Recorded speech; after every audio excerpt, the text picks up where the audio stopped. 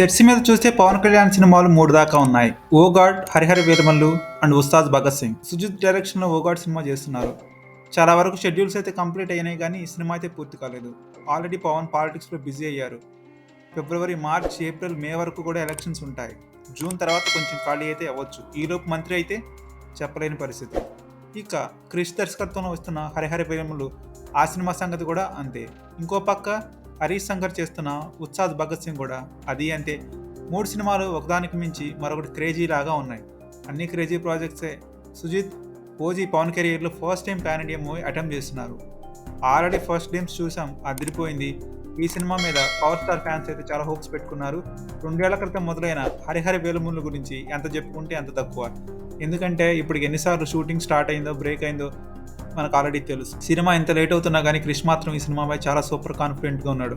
యాక్చువల్గా క్రిష్ బిహేవియర్ చూస్తే ఫ్రీక్వెంట్